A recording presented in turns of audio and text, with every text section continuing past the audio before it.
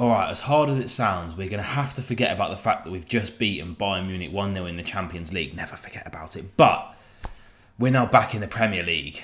38 games a season. It's our most important competition. It's our best route of getting back into the Champions League next year. And we're facing one of our bogey teams, Manchester United, under a lot of pressure, especially the manager, Eric Ten Fraud. But they seem to manage to pull it out the bag against us. They've done the double over us last season, and we're going to have to be on our absolute A game to get a result at Villa Park. If you do enjoy match previews, reviews and everything in between on the channel, be sure to leave a like, subscribe down below, turn notifications on so you don't miss a single video that I put out.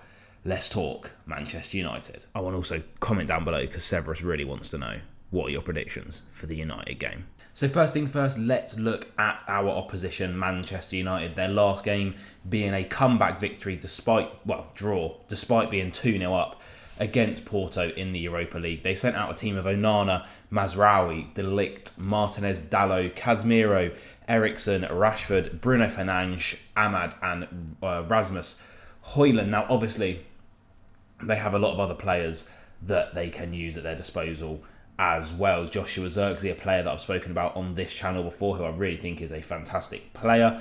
Alejandro Garnacho, obviously probably going to start this game in the Premier League. Mason Mount and Kobbie Mainoo are both injury doubts for this game, which is good news for Aston Villa, especially Kobbie Mainoo. Money Mace, I mean, unless Gareth Southgate's your manager, he totally doesn't get into many teams. But in terms of like general team news, I would assume that Eriksen will drop out maybe for Ugarte as well, their new signing, a new CDM for them. I don't see Casemiro playing if Mainoo is fit as well.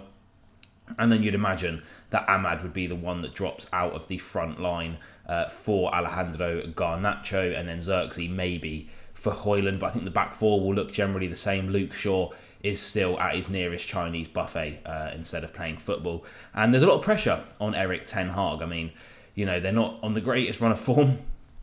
Bruno Fernandes, 2 red cards in a row, but will be playing against Villa because his red card in the Premier League got rescinded. But how about Villa? Well, our last result, I don't know if you heard about it, guys, but we beat Bayern Munich 1-0 in the Champions League. Did you hear about that? Because I seem to remember it happening, but, you know, so long ago now, do you know what I mean?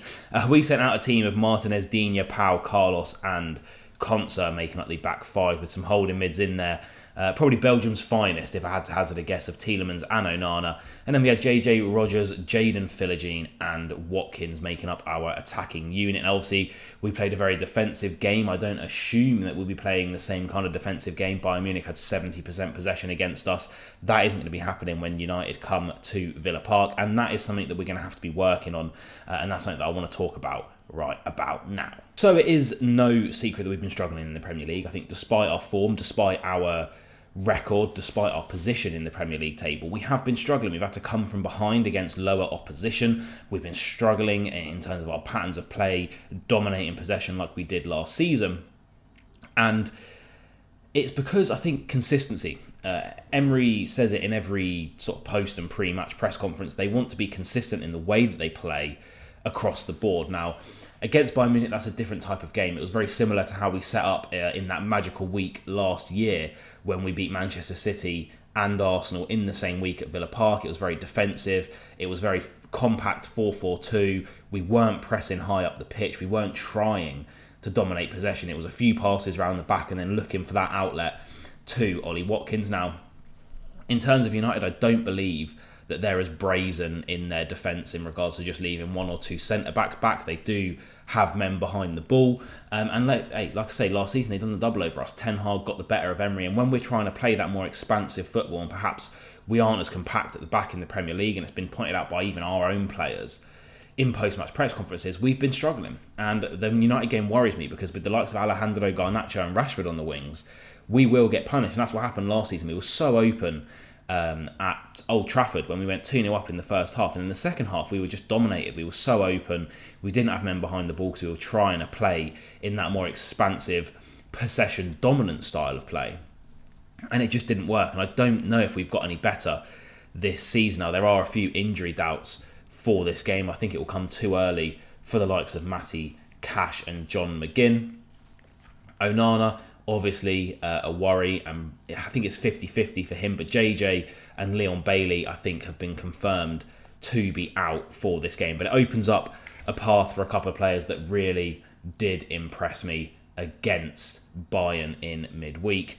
So let's get in to my predicted lineup. So as you can see on the screen, we're having to switch things up because of injury, but I think it actually opens up quite a positive, attacking and good lineup for Villa. Martinez starts at the back, and I think we are going to have to be compact in defence again, and hence why there's a certain man that gets the nod, despite me saying that he's a League 2 defender, and that is Diego Carlos in there with Pau Torres, with Konsa at right back and Luca Digne at left back. Now, there could be rotation for Maatsen to come in.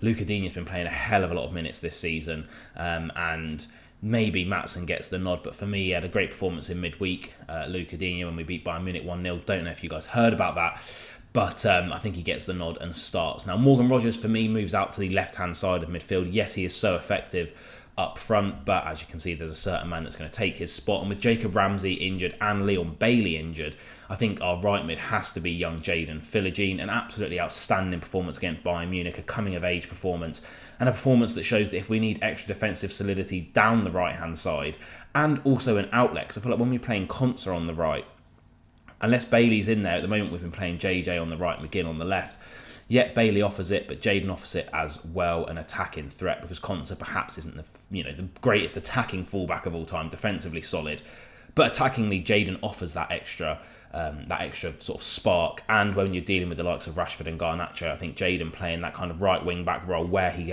can then progress will really help us out. Now, I do worry about Rodgers' defensive ability, helping out Luca Digne, who generally has the likes of John McGinn or JJ to provide that support, but I'm sure he'll be able to do it because he seems like such a mouldable player for Unai Emery. Now, I've gone for Ross Barkley and Tielemans in the middle purely because I'd rather not risk Onana from the start. If it is a hamstring injury, he aggravates that. He's out for 6 to 8 weeks. We really need to keep him fit. Ross Barkley, more than capable, a little bit dodgy in midweek, but more than capable, I think, of dealing with United's midfield as well. And that leaves Wally Watkins and John Jada Duran for his first Premier League start of the season at Villa Park against Manchester United. And we all know what he's capable of.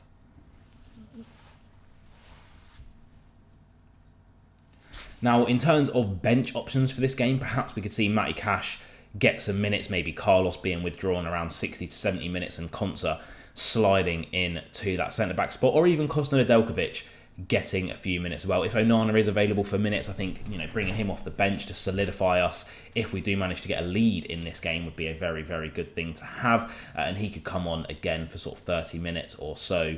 In terms of wide options, we don't particularly have too many because they're all bloody injured at the moment, but perhaps we could see some younger players on the bench. Caden Young for me was really, really good against Wickham. Perhaps he could get a little bit of a run out, and then you have the likes of Emi Buendia, etc. to solidify that striker/split striker spot.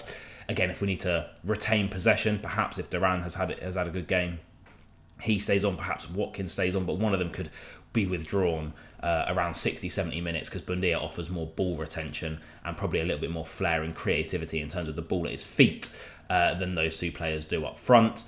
So it could be an interesting one. Again, we're a bit light on the field. We expected this. We've got a lot of games this season. We're going to have injuries. We're always unlucky with injuries. At the moment, though, it's kind of a little bit better. We have a lot of injuries, but they're all just little niggly injuries. They're 3 weeks, 4 weeks, couple of weeks. They're 50-50 for the game. None of them are serious at the moment. They are just quite a lot. We have 4, 5, 6 players injured for this game. We need to manage it well, but I know Emery will.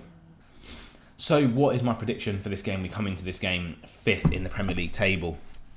In fact, I'll flash it up on the screen because I'm not even 100% sure where United are. United come into this game 13th, so a bit of a vast difference between our fortunes this season, but I think it's a game that we really have to be getting at least a point out of. My head tells me we're losing 2-1, but I'm going to actually go with a 1-1 draw. This game just screams draw for me.